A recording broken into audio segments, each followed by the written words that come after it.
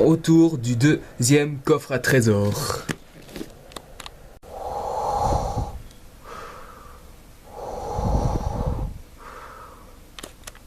Bonjour tout le monde, soyez bienvenus à ce tout nouvel épisode du CVGBC. Aujourd'hui, vidéo spéciale trilogie, comme je l'ai pu faire avec bien sûr le Seigneur des Anneaux. Aujourd'hui, on va passer d'une saga qui a vraiment passé les âges, une trilogie qui a marqué toute une génération, qui a été suivie d'une prélogie très discutable, avec bien sûr maintenant avec des séries dont le premier Clone Wars a été sympathique et le deuxième pas sympa aussi, mais qui ne surpasse pas le précédent.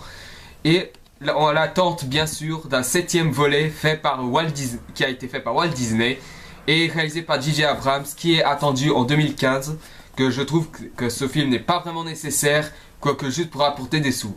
Soit aujourd'hui, je laisse la prélogie de côté en me consacrant que pour cette trilogie. La trilogie originelle Star Wars, composée de Un Nouvel Espoir, L'Empire contre-attaque et Le Retour du Jedi.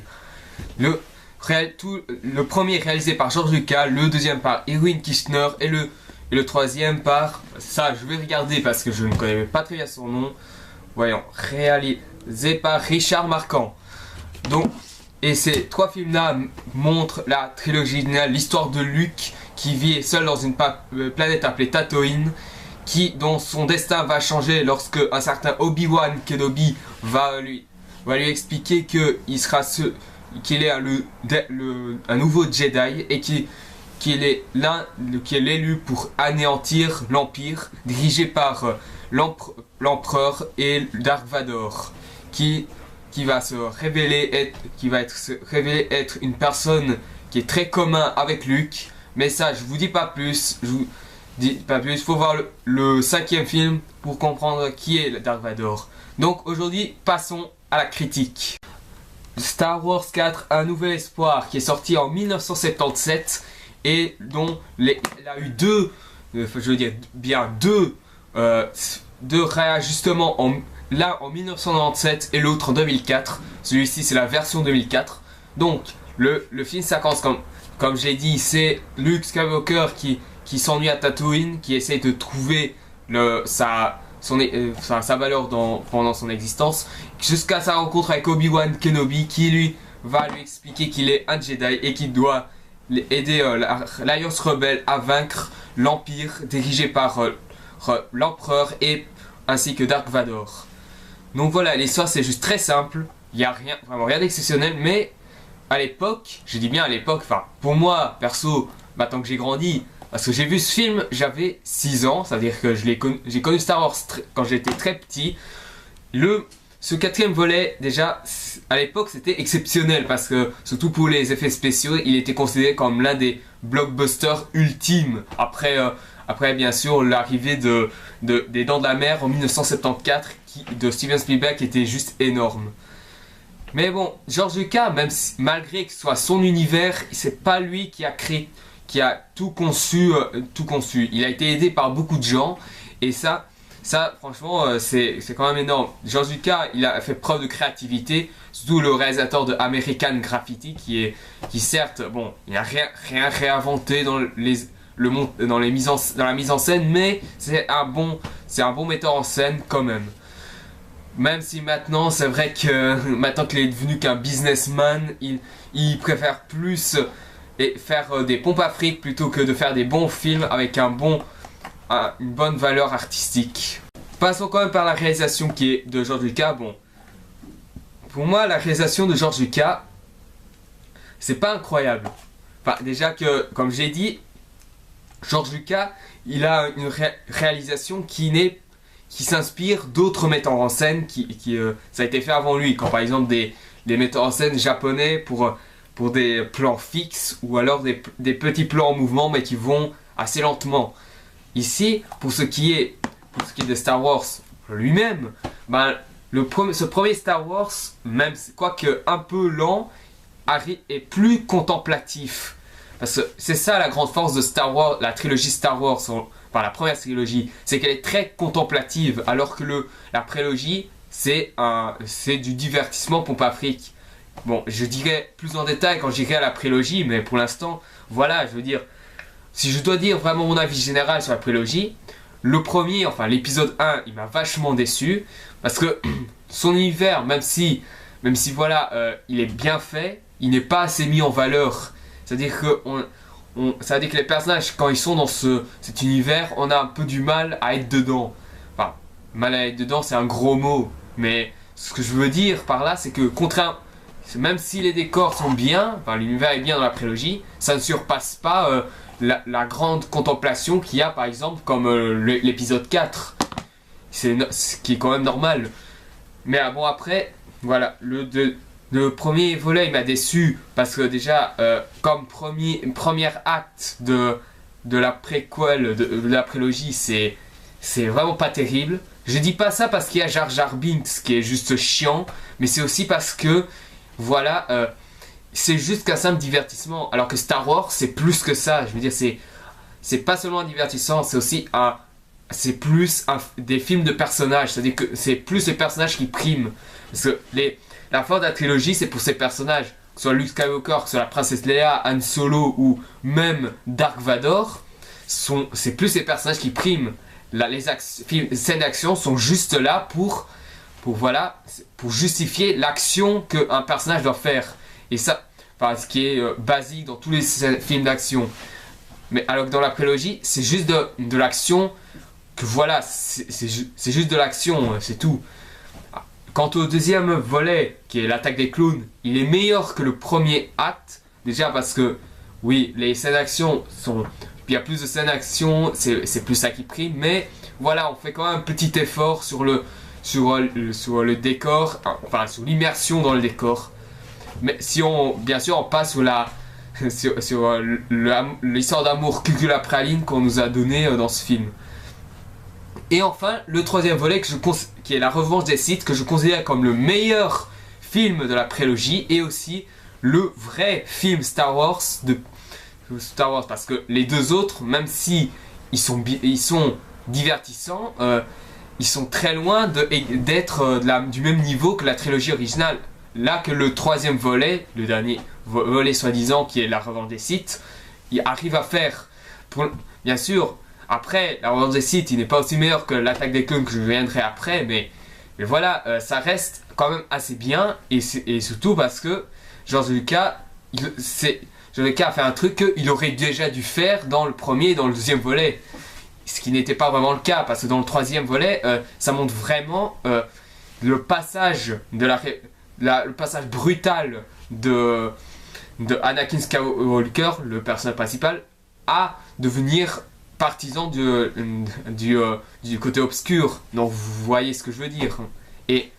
Mais voilà, la prélogie, elle reste divertissante, enfin en mon sens. Mais voilà, Star Wars méritait mieux comme prélogie, donc voilà, j'espère que vous comprendrez. Mais bon, je suis sorti de la trilogie originale, c'est vrai, mais c'est juste pour faire un petit rapprochement. Si vous dire quand même sur les effets spéciaux, malgré les nombreuses réformes artistiques qu'ils ont fait, que ce soit dans les années 90 ou en 2004, les effets spéciaux sont assez bien faits. Enfin, même encore aujourd'hui, c'est encore assez percutant. Niveau des acteurs, ils jouent super bien. C'est Mark Hamill dans le rôle de Luke Skywalker, il est juste génial. Déjà que c'est lui qui a donné sa voix au Joker, soit dans le dessin animé, que ce soit dans les films animés et même dans Arkham Asylum et Arkham City. Franchement, là, il est unanime, quoi, je veux dire. Que ce soit les autres, que ce soit Harrison Ford ou même le James Earl Jones dans le rôle de Dark Vador, ils sont tous géniaux. Là, les acteurs, ils s'investissent vraiment. Après, ce qu'il faut dire après, c'est que malgré ça, ils ne marquent pas sans faute parce que même si pour l'époque c'était exceptionnel, le film en lui-même, c'est pas original que ça, je veux dire. C'est pris des westerns, c'est pris des samouraïs. Ce sont ces principales références qui ont fait que Star Wars est devenu ce qu'il est, en gros. Parce que beaucoup s'extasient beaucoup s'énervent sur John Carter disant que c'est un plagiat de Star Wars. Déjà, je vous répète encore une fois, John Carter est plus, je dis bien, plus ancien que Star Wars. Ça veut dire que Star Wars s'est inspiré de John Carter pour faire ce qu'il est aujourd'hui. Donc, parce que quand on n'y connaît rien et qu'on fait pas preuve de mauvais choix, quand on cherche, on trouve. Voilà, il faut juste fouiller et les réponses sont là. C'est juste très simple. Pour ce qui est après des personnages en eux-mêmes, les Luke Skywalker, que ce soit Luke Skywalker et Han Solo, je les aime bien. Mais mon préféré, d'un côté c'est prévisible, c'est Dark Vador parce que c'est vraiment celui qui est vraiment cool. C'est le personnage avec son masque qui est vraiment énigmatique. On ne sait pas qu'est-ce qu'il cache derrière son masque. C'est un très grand adversaire face à Luke Skywalker. Déjà que, bien sûr, je dirai plus en détail dans la critique, plus tard pour l'Empire contre-attaque. Mais voilà, c'est un grand ennemi pour Luke Skywalker parce que c'est aussi quelqu'un de très commun face à Luke Skywalker. Mais je vous dirai ça après. Donc voilà, pour l'épisode 4, c'est une grande. Pour moi, pour conclure, c'est une grande genèse. C'est la genèse d'une trilogie qui continuera à exister. Parce que la trilogie originelle, elle est intemporaire, alors que la trilogie, même si le troisième, il est super bien, la trilogie en elle-même, elle est oubliable face à la trilogie originale. Donc voilà. Pour ce qui est de Star Wars, un nouvel espoir, c'est une très bonne introduction pour la trilogie originale. Il suffit de le regarder, c'est un bon divertissement, et aussi une bonne contemplation. Un space opéra contemplatif. Et ça, George Lucas l'a bien montré et il aurait dû en faire autant pour la prélogie, ce qu'il ne l'a pas fait. Et maintenant, le chef-d'œuvre de la trilogie originale, qui est réalisé par Irving Kershner, le réalisateur de Robocop 2, qui est le plus fandard de toute la saga, dont le troisième est juste nul à chier, et le premier, juste un chef-d'œuvre réalisé par Paul Verhoeven. Donc, ce film que je vous parle, réalisé par Irving Kershner, qui est loin le meilleur de la trilogie, et qu'en plus révèle un élément juste extraordinaire qui va devenir l'une des scènes cultes du film. Je veux bien sûr parler de ce joyeux chef-d'œuvre qui est Star Wars épisode 5, l'Empire contre-attaque. Ici, même s'il y a moins d'action, c'est vraiment beaucoup plus impressionnant. Les décors sont encore plus contemplatifs. Le personnage Dark Vador est encore plus imposant. L'empereur se manifeste de plus en plus. On rencontre pour la première fois le personnage de Yoda qui, même si ici il ne fait que instruire le personnage de Luke Skywalker, il est quand même badass dans la prélogie, quoique seulement dans le deuxième volet et dans le troisième volet. Mais ici dans cette trilogie est juste très classe. Et on peut noter l'apparition de Boba Fett, le chasseur de primes, qui bien sûr s'attaque ou va bien sûr s'allier à l'Empire pour s'attaquer à Luke Skywalker et à son équipe. Donc pour ce qui est de Star Wars en soi, surtout l'Empire contre-attaque, c'est que déjà c'est plus spirituel. Le cinquième est beaucoup plus spirituel.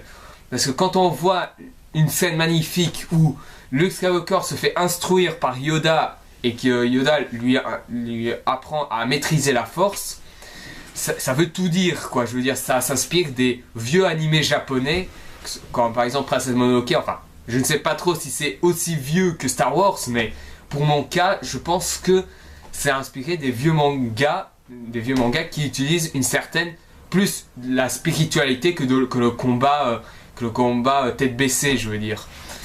Et ici, est-ce que bien sûr on peut revoir dans un certain moment aussi un très grand changement vis-à-vis de certains personnages. Je veux dire la relation Luke Skywalker Princess Leia, qui je pensais au départ que ça allait être ça l'histoire d'amour de toute la trilogie.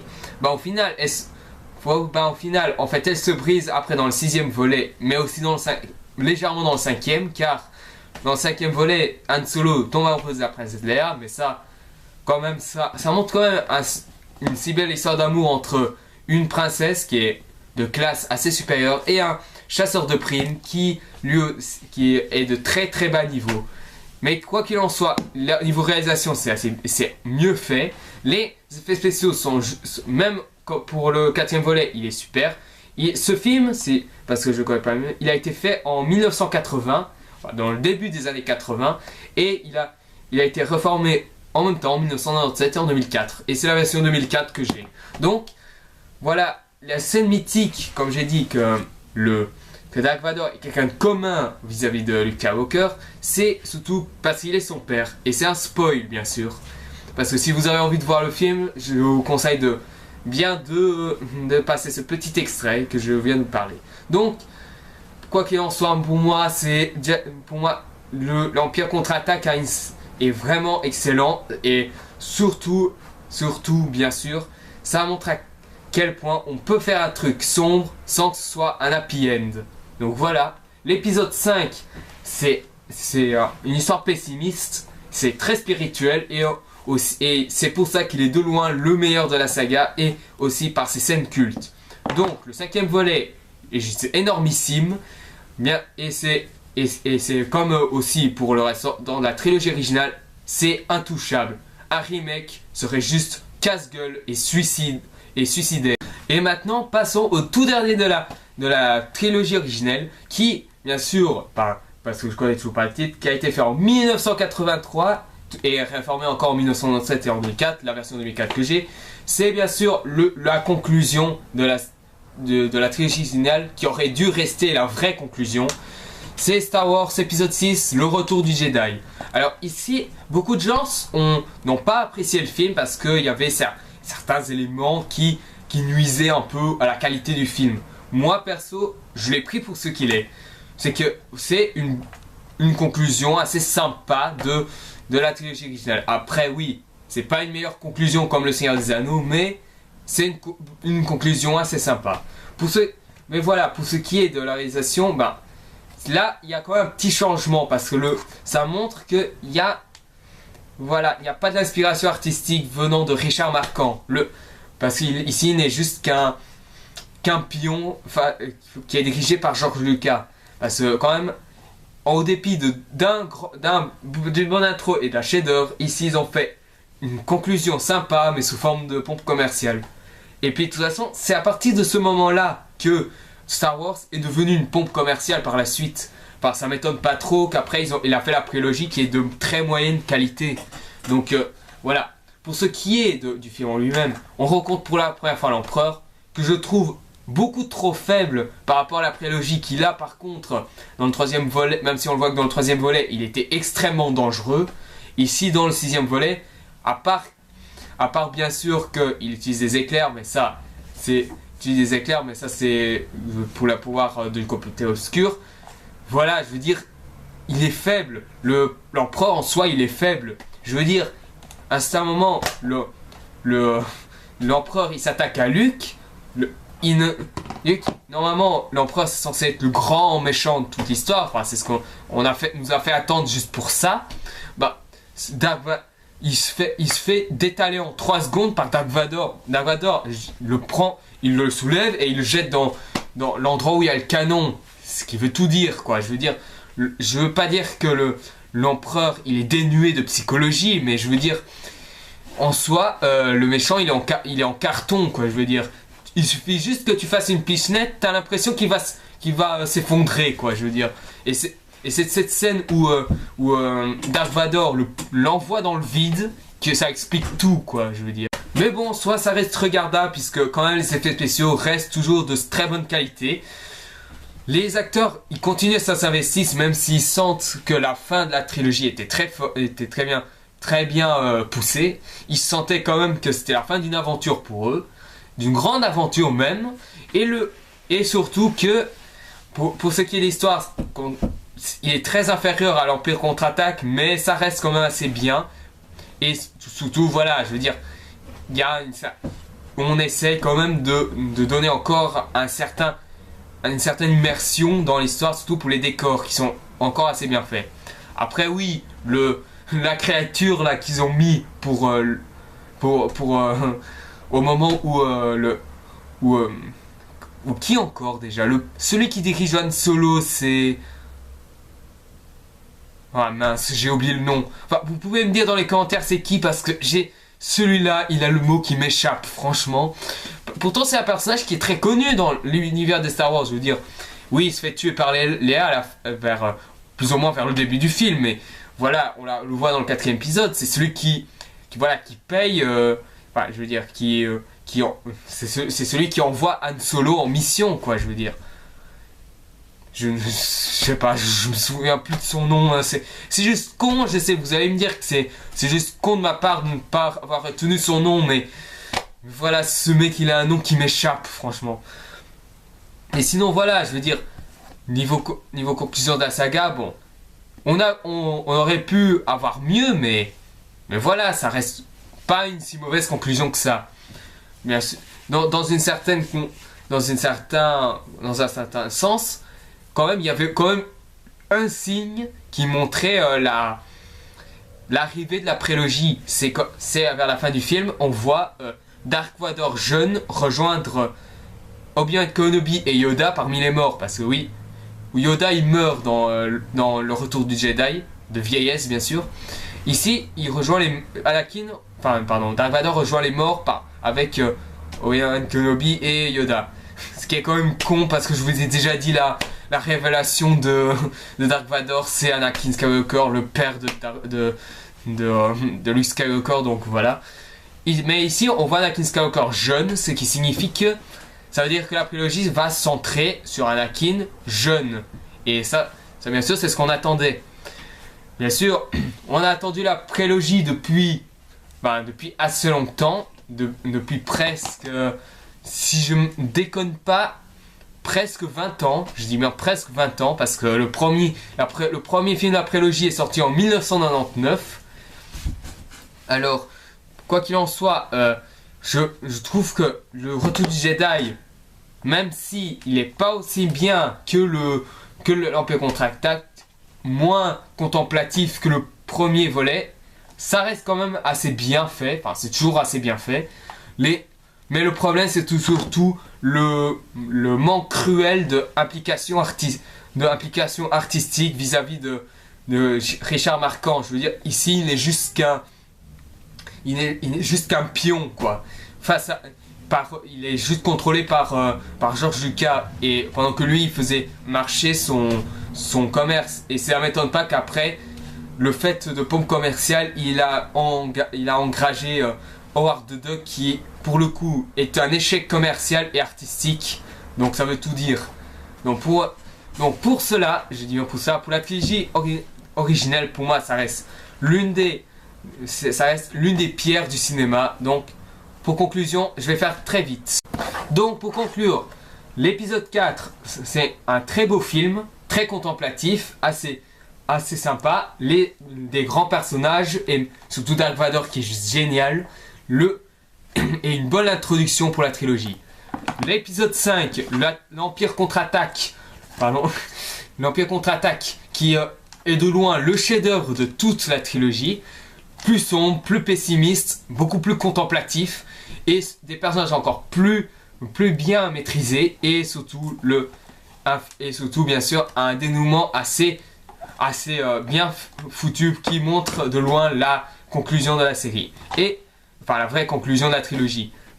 Et enfin l'épisode 6, parce que j'ai oublié aussi un petit détail, c'est qu'apparemment on a aussi la révélation que Léa est la sœur de Luke, ce qui a un peu détruit ma chance de voir ça, parce que moi je croyais que Luke Skywalker et Léa c'était deux personnages différents, qui n'avaient rien en commun, niveau relation, et parce que quand même le nom c'est Léa Organa, et bon, et ils ont fait que Léa soit la sœur de Luke, mais moi je préfère ne pas cracher sur ça, parce que voilà, l'histoire d'amour entre Han Solo et Léa marche bien, et j'ai pas envie de encenser une relation amourette qui est juste prohibée dans la société, donc vous comprenez bien. Donc voilà, c'est une conclusion assez sympa, pas extraordinaire mais assez sympa de la trilogie. Donc voilà, si je devais la trilogie originale, elle est impérative. Ça veut dire que si vous avez des enfants ou si vous n'avez même pas encore vu la trilogie originale, franchement, c'est vraiment honte à vous, quoi. Enfin, surtout pour ceux qui ne connaissent pas la trilogie originale. Pour les enfants, vous le découvrez, vous le découvrez. Les parents, vous découvrez à vos enfants la trilogie originale. Je vous le dis tout de suite, c'est une trilogie essentielle. Vous devez la montrer à vos enfants. La prélogie, vous pouvez vous la montrer aux enfants, mais c'est juste pour se divertir. Il n'y a rien de spécial. Donc voilà, la trilogie originale, c'est fait. Je vous ai montré mon deuxième coffret à trésor, qui est la trilogie originale de Star Wars. Et pour ce qui est d'après la prélogie Star Wars, je parlerai sûrement bien après. Et je parlerai peut-être de la saga Indiana Jones, parce qu'il y aura aussi beaucoup de choses à dire dans cette saga. Donc, merci d'avoir vu cette vidéo, j'espère que ça vous aura plu. Si vous avez aimé, mettez un j'aime. Si vous voulez en savoir plus sur les prochaines vidéos à venir, abonnez-vous. Si vous avez des jeux ou des films à me conseiller, pour moi toutes les choses sont possibles, envoyez-moi des commentaires et on en rediscutera. N'oubliez pas de me poser des questions si vous en avez, et aussi pour le FAQ, parce que j'attends toujours.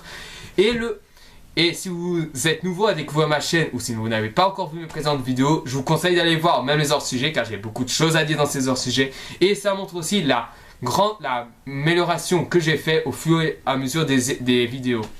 Pour la prochaine vidéo, je vais parler d'un film super-héros qui est bof, juste bof, parce que c'est l'un des films Marvel qui a beaucoup divisé. Pour ma part, j'ai aimé, mais ça reste bof. Donc, je vous donne rendez-vous pour ce film-là ou pour la FAQ si vous avez réussi à engrener plus de 10 ou 15 questions. Donc, je vous dis rendez-vous à la FAQ ou pour le film super-héros bof. Et je vous dis à la prochaine.